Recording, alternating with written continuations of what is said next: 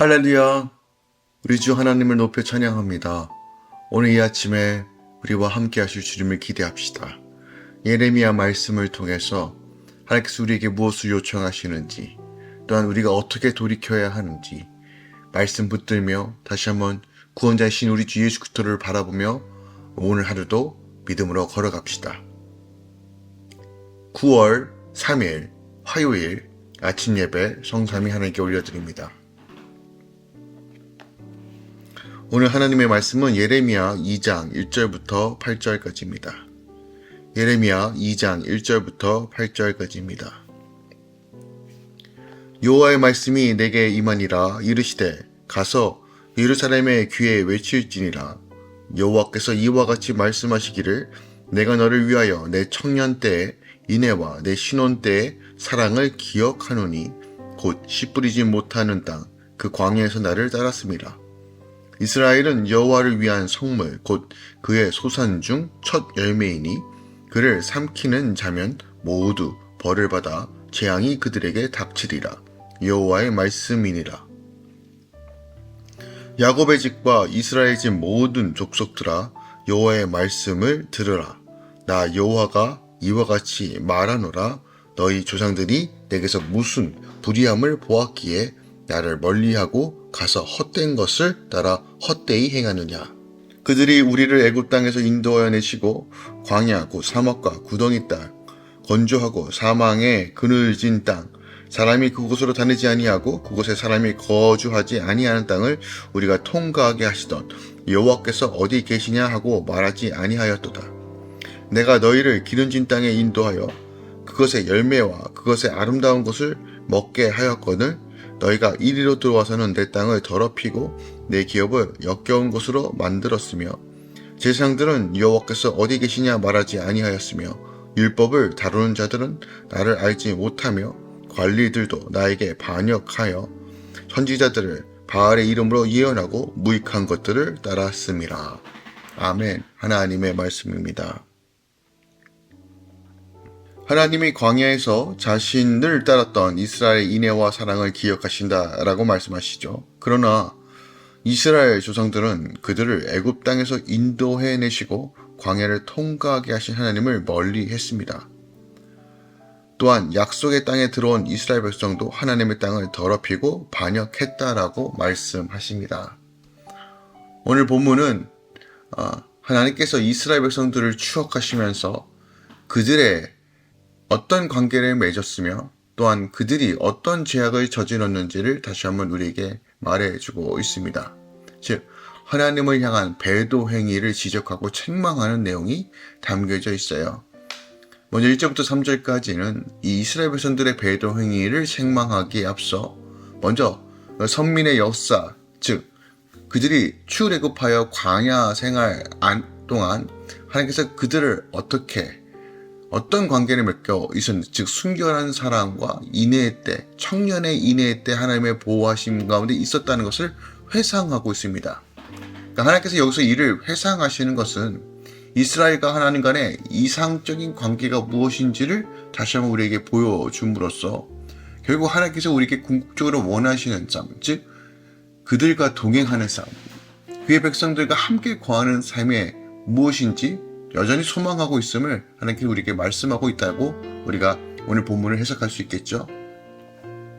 또한 4절부터 8절까지는 이제 가나안 정착 시대 초기부터 시작된 이스라엘의 배도에 대하여 지적하고 있습니다. 그러니까 이스라엘 백성들은 하나님께서 그들을 애굽 땅에서 건져내시고 사막의 그늘진 땅인 광야를 안전하게 지나가게 하시며 기름진 땅을 주어 아름다운 열매를 먹게 하셨음에도 불구하고 가나안에 정착한 직후부터 하나님께서 주신 기업을 우상으로 더럽히고 하나님을 찾지 않았고 또한 우상을 숭배함으로 하나님을 배반했다라고 오늘 하나님께서 이스라엘 백성들을 향해 지적하고 계시는 거예요. 우리는 여기서 구약 이스라엘이 출애굽의 과정과 광야에서 그처럼 놀라운 하나님의 기사를 보고 크신 은총을 입었으며 적과 꿀이 흐르는 가나안 땅을 기업으로 받았다는 그 축복을 누렸음에도 불구하고 하나님을 배반하고 당장 눈에 보이는 바알과 아스테라를 섬기며 다시 한번 하나님과 우상을 겸하여 섬기는 이런 영적 무지함과 제약 가운데 있었다는 것을 우리가 알게 됩니다. 오늘 본문을 통해서 우리가 확인할 수 있는 것은 어떤 일들이 꼭 우리의 신앙을 지키지 않는다는 것을 알고 돼요. 우리는 얼마나 무지한지 하나님의 은혜를 받아먹고서도 금방 잊어먹는 존재가 우리 죄된 인간의 존재라는 것이에요. 그러니까 우리는 언제든지 타락할 수 있습니다. 부패하여 번질 수 있어요. 그러므로 늘 하나님 안에 거하는 이 감각이 굉장히 중요합니다. 지혜로 채우시고 그 성령의 의지함으로 말씀 가운데 내 삶을 조명해 보면서 내 안에 우상들이 무엇인지, 깨어짐들이 무엇인지, 또한 하나님께로 돌이켜야 되는 것은 무엇인지를 알고 깨닫는 것이 너무너무 중요합니다. 그러므로 날마다 말씀 가운데 하나님과 걸어가는 삶이 무엇인지를 알아야 돼요. 특별하게 2절에 보니까 하나님께서 이렇게 말씀하세요.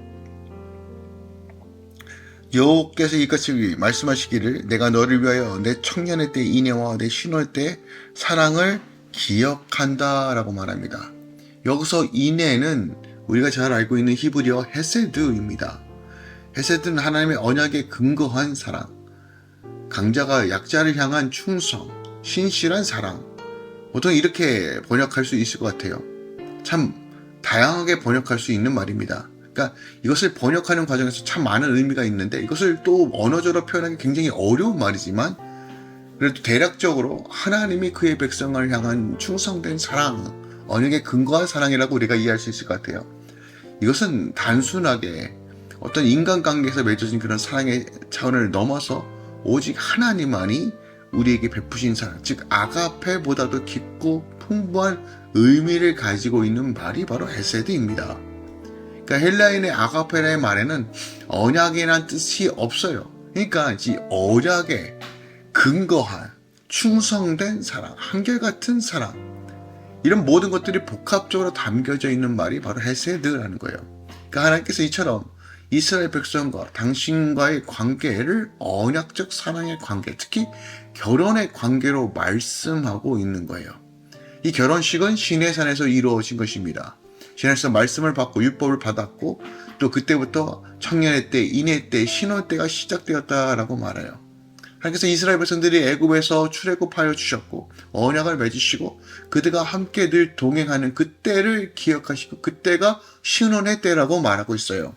놀라운 고백이에요. 왜냐면요, 광야 때 이스라엘 백성들이 하나님께 어떻게 반응했는지 모세오경은 명확하게 말하고 있죠. 늘 컴플레인하고 불평 불만하고 없다고 따지고 반역했고 돌아가려고 하소연했고 하나님을 저주하기도 했었어요. 그런데 하나님은 그때를 인의 때, 청년의, 신혼의 때라고 말하고 있는 거예요. 왜 그럴까요? 이게 너무 중요합니다. 그 이유는 그래도 하나님께서 가라고 하면 갔고 멈추라면 멈췄고 또 하나님께서 주신 대 입히신 대로 그래도 따라갔다는 것이, 하나님께서는 그것을 신혼의 때라고 말하고 있어요. 그러니까 하나님께서 정말 궁극적으로 원하는 것은 뭐냐면 한눈 팔지 말고 그래도 주님 따라가라는 것이에요. 주님 의지하라는 것이에요. 우리가 광야에서 사람이 감히 살 수 없는 그 땅에서 하나님도 그 사정을 다 알고 계십니다. 그러면서 우리에게 말씀하시니까 내가 그걸 다 알고 있다. 그래도 그때 너희들이 나를 의지하지 않았니? 난 그것이 너무 좋다라고 말하는 겁니다. 그런데 중요한 것은 이 모든 동사의 시제가 과거라는 거예요. 과거. 네, 예레미야뿐만이 아니라 다른 서신서도 동일합니다. 하나님께서 이때를 추억하는 것은 다 과거입니다. 과거에 우리가 그렇게 사랑했었지, 과거에 너희들이 순종했었지, 과거에 우리가 더 친밀했었지, 이런 늘 과거형에만 메마르고 있다는 것이에요. 그러니까 오늘 예레미야 2장에서 우리에게 주시는 말씀 뭐냐면 하나님께서 우리에게 궁극적으로 원하는 것은 뭐냐면 주님 안에 함께 동행하는 삶이에요. 그런데 하나님께서 우리에게 요청하실 때 너 진짜 나를 사랑하니? 라고 할 때 우리가 과거형에서 머무르지 않았으면 좋겠어요. 하나님, 내가 예전에 하나님을 사랑했어요. 예전에 하나님을 더 깊이 체험했던 그 기억이 있어요. 그 추억이 있어요. 라고 이 추억팔이로 과거에만 머무르는 신앙생활 하지 않기 원합니다. 지금 부르실 때 지금 답하고 지금 온전히 반응할 수 있는 하나님을 경외함으로 사랑함으로 그 은혜를 누리는 지금이 정말 하나님께서 요청하시는 시간과 때라는 것을 우리가 기억하기 원합니다. 오늘 이 아침 우리에게 여러분들에게 도전을 줍니다. 하나님께서 내 청년의 때 이내의 신호땡을 내가 기억하노라 라고 말씀하시는 것이 아니라 나는 지금 너와 깊은 사랑 가운데 있구나라는 그 음성 가운데 온전히 반응하는 이 아침 되기 원합니다. 그리스도의 사랑이 우리를 이끌어갈 것이며 그 충만함이 우리를 새롭게 할 것입니다. 오늘도 성령 안에서 의지하고 믿음으로 바라보며 걸어갑시다. 기도하겠습니다. 사랑하는 주님 감사합니다. 주님의 선하심과 인자하심이 오늘 이 예레미야 말씀을 통해서 다시 한번 확인해 봅니다.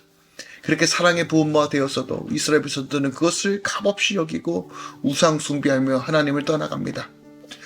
그 떠나간 이스라엘 백성들을 향하여 하나님은 다시 그때를 추억하고 회상하며 다시 한번 이스라엘 백성들이 돌아오길 원하고 계십니다.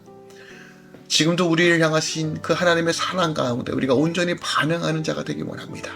주님, 이 아침에 함께 말씀을 묵상하고 회개하며 주님 붙들려고 사모하며 결단하며 나아가는 모든 주의 자녀들 가운데 한량없는 은혜를 주시고 오늘도 복된 삶 살 수 있도록 역사하여 주시옵소서. 이제는 우리 주 예수 그리스도의 은혜와 우리 하나님 아버지의 놀랍고 지극하신 사랑과 성령 하나님의 어떤 충만한 역사하심이 이제부터 영원까지 함께 계시길 간절히 축원하옵나이다. 아멘.